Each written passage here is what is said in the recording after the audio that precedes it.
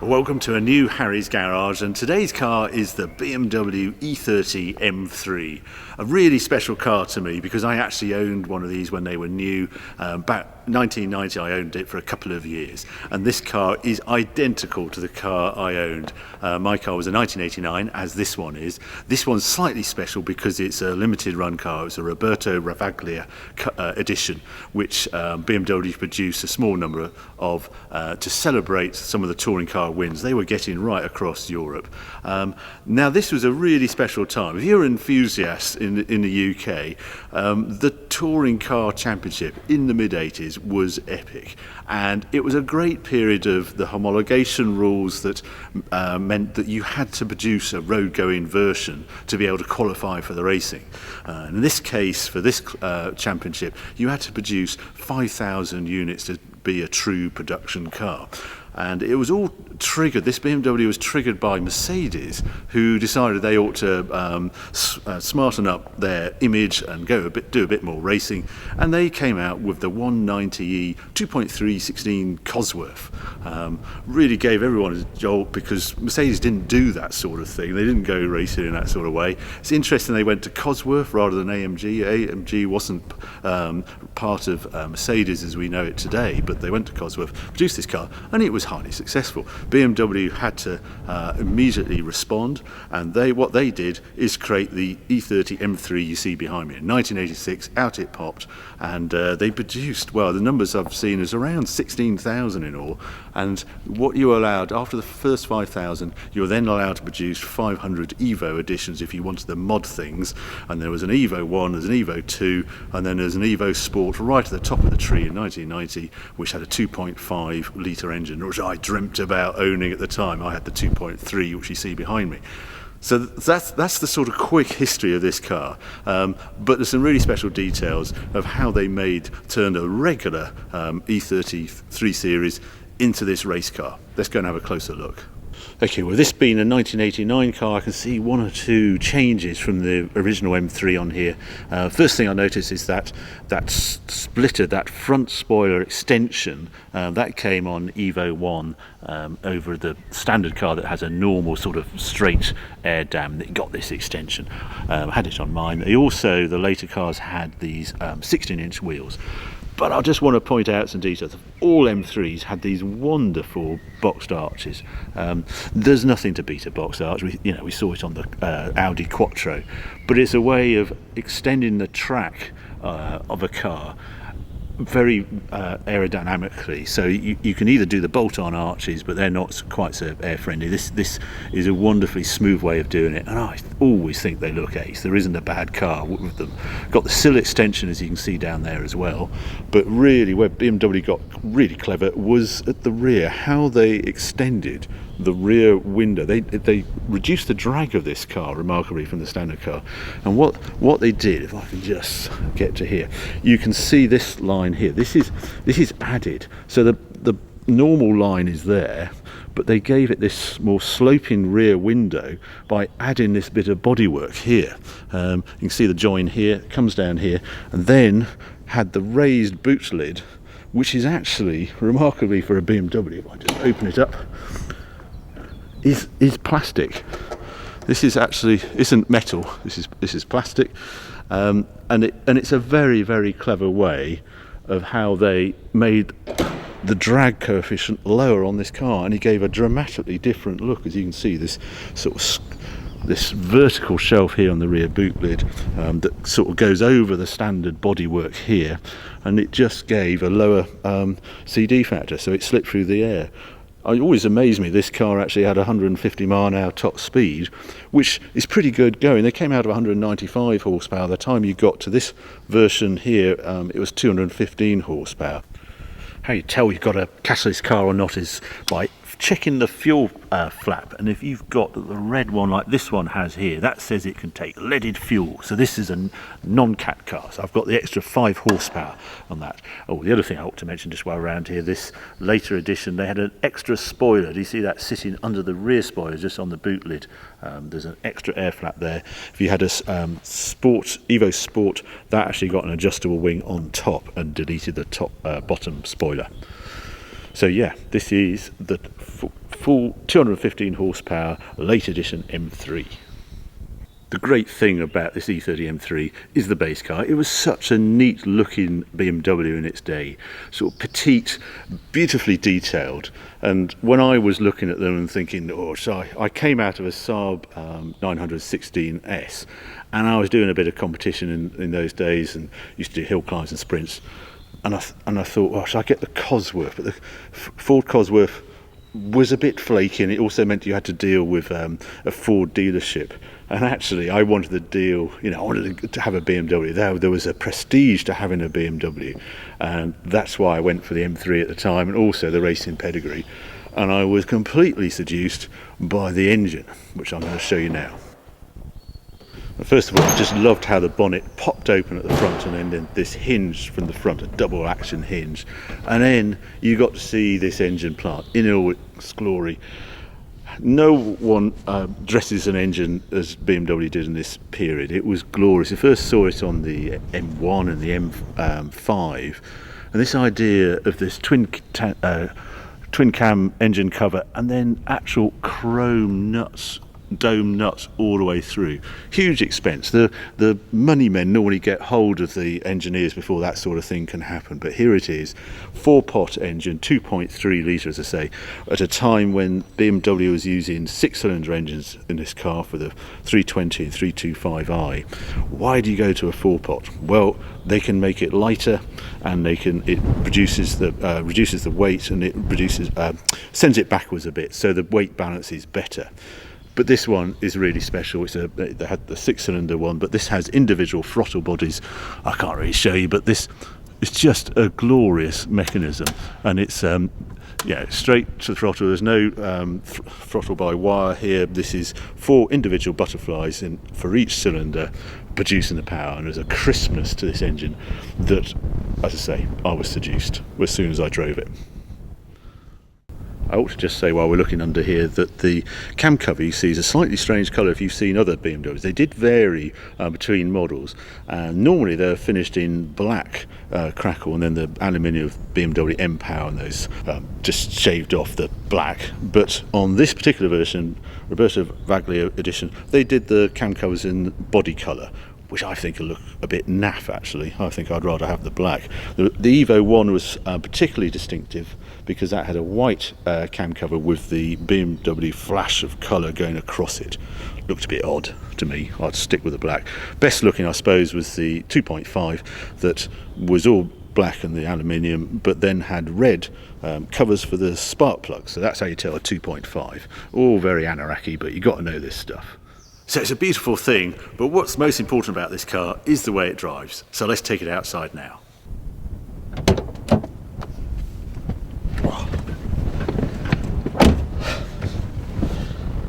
Well, first thing that strikes you is this is a wonderful cockpit. BMW at this time, E30 M3, had this wrap-round cockpit feel. They just started doing everything is sort of curved towards the driver. The passenger doesn't get to play with the buttons on the computer and things. And it's ace. It just works for driving. The other thing I know I've got to check engine light is also when you turn it on, you get the service intervals at the moment. You get these green blobs at the bottom, and if it goes amber or red, it's time for a service. I've got to check light, which I have to extinguish by pressing this panel up here, and it tells me a brake light is out.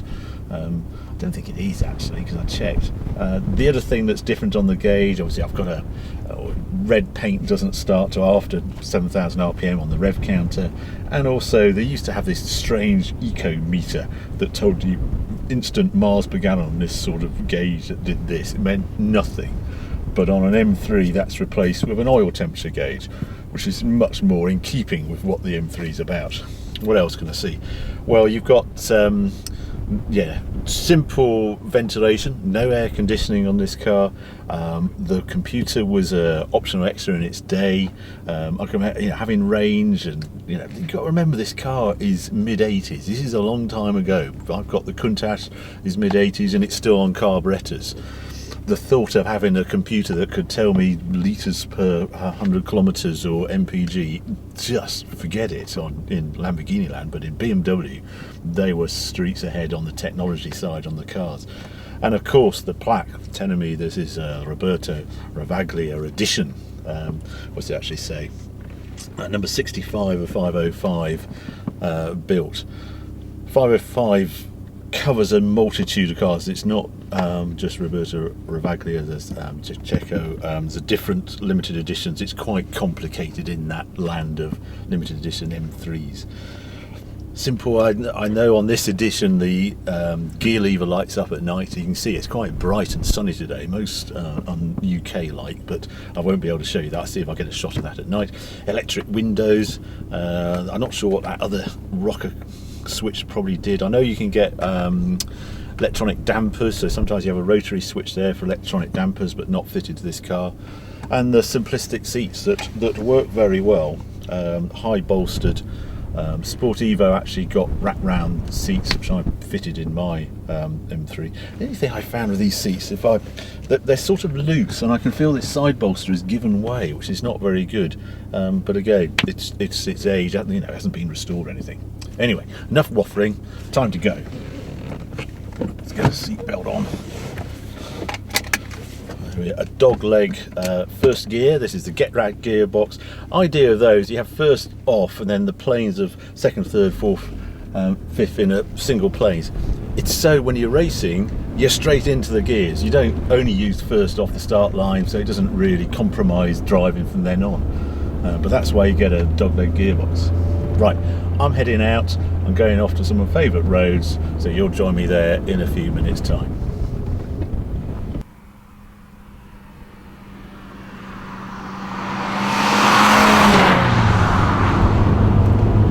Impression you get on this car is a real surprise to me, is the ride quality. The last thing you expect from something like this road racer is decent ride quality, but we're from a different age. In the 80s, what was acceptable on a road car is a lot softer than today's road races, which are so extreme and sort of Nürburgring developed. This wasn't. This was usable.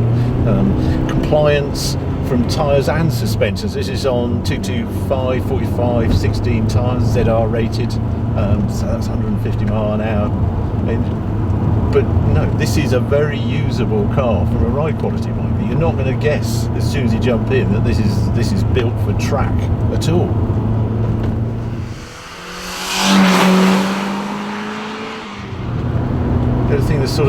There's a buzz from the engine. There's a definite sort of four-pot feel, which must be pretty alien if you decided not to spend 22,000 on your 325i Sport, which was the top of the range of the 3 Series. No, I'm going to spend 28,500 on the 4-cylinder M3. Or you could, by 1990, spend £34,500 on a 2.5 litre M3, 238 horsepower. So that was the sort of premium. Going back to those days, I can remember the Integrale was around. They were sort of much cheaper. They were at £21,000 for a 16-valve Integrale, same time as this was 28. The Cosworth Sierra didn't stay in production very long, but that was in low 20s as well. By the time 1990 rocked up, you can get a 4x4 Cosworth Sapphire. That was about 27, so a bit less than this. And then the Mercedes was £33,000, and it had a manual gearbox, but it was weird, you didn't see them. You only chose a manual Mercedes 190e if you basically tick the wrong box on the options list. They were just a horrible change on it. Funny enough, the engine had a better sound than perhaps the M3, but they were just in they just weren't on the scene. You only bought it if you liked Mercedes, really. I never saw a 190E, say, at a track day. Anyway, we're a great bit of road here, so let's just give it a bit of stick up here and see what it's like. 'Cause it likes revs, this car. Here we go.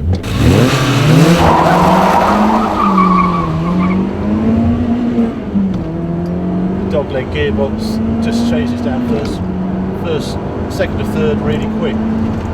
So there you go, that's a little squirt in the M3. I say it never really gets vocal, but you always have that engine buzzing. That's the way you drive M3s. And it's sort of when this car really comes alive. God, it does not bring back some memories, this car.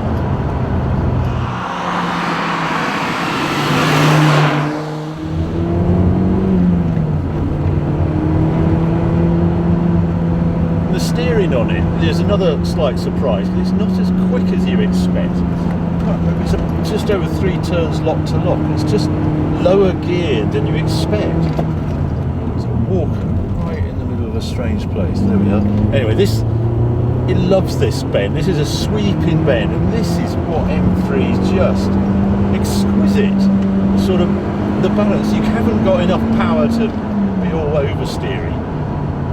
You've got this innate balance, this glorious feel that makes you push on and just nibble at the outsides of the adhesion, and it just plays with you. You can just balance it. But in this spec, in the road spec, it's always, as I say, a little bit softer than you expected. But compared to the Cosworth, which was this gruff thing and quite an oversteery thing, it has a quality going through this car that just wasn't there in the Ford.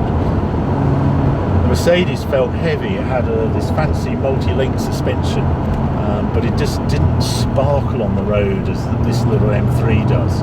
Just this is nimbler, smaller, just exquisite, really.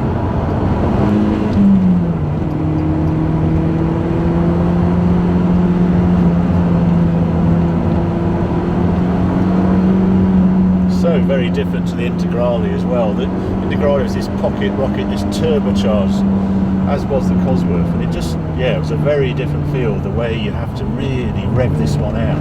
I mean, maximum torque is at 4,750. We're well up there. And here he goes, nimble as hell. It only weighs 1,200 kilos, and that's with fuel. That's light.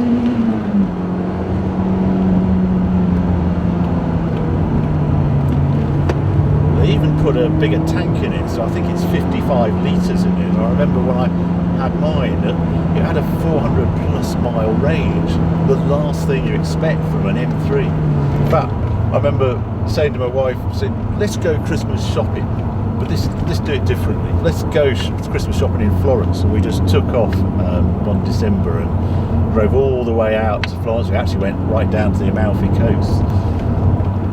The M3 had that sort of usability about it. It might have been this racing icon, but it was very, very usable. And whisper it was really good on fuel. 30 miles per gallon was no problem at all for this car. It's not what you bought it for, but it's a nice surprise.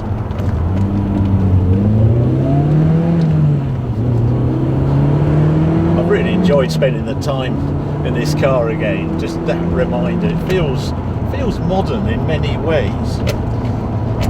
But there is a bit of a but with this car, and it's sort of the performance we expect today from these sort of cars is way ahead of what this offered. And even in its day, when I owned this, I used to do a lot of sprints and hill climbs. I used to do it in a little Elan. I had a 68 Elan, bit body but road going, and then I bought this and I thought, oh, this is going to be the daddy to go hill climbing in. And I did a few sprints with it, and I was a bit surprised that I wasn't doing better times than my little Elan. In fact, after a few events, I realised it was around, if the sprint or the hill climb took 60 seconds, well, this M3 would be around 5 seconds slower than my little Elan. That wasn't in the script. I had tried to get it tweaked. I upped the rev limit. I did a few chassis mods. It's got a lot of caster on it. I added a bit more caster at the front. But fundamentally, it lacks torque, this car. It's 170 pound-foot of torque. And if you look down at BMW price range today, you can't buy a BMW with that little torque. Even the 116E Eco car, little diesel, is 200 pound-foot of torque. So it's sort of Achilles heel, this engine. If the rev it out, it was never quite, when you went up against the opposition, not quite as quick. And you've got the muscular Sierra Cosworth with its turbo engine. Just everyone had it chipped, so it went up, 220, 240 pound-foot of torque quite easily. And it's that muscular feel that this thing lacked.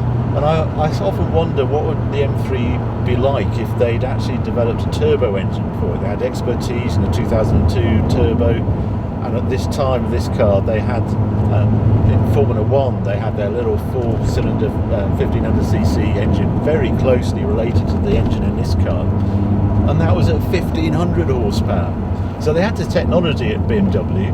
They're up against turbo opposition with the Cosworth and the Touring Car Championships, but because the Mercedes, I think, had their normally aspirated 2.5, they had to keep with it. In race form, it was 300 horsepower, and that was quite an amazing thing with the race suspension. Nimble as hell, beautifully driftable. You could get away with murder with it. But as a road car, I always wanted more torque, and I sold it and went on to Maserati Ghibli Cups and things like that actually had too much torque. But anyway, it's a lovely thing, this thing. Great to revisit. It's, as I say, it's a connoisseur's car rather than an outright boy racer sort of car. It feels beautifully put together even now. Just the way they dress the engine and all those details and the muscular looks. It's a jewel in BMW's heritage fleet. I've really enjoyed having it. Hope you've enjoyed the video. More videos coming along very soon.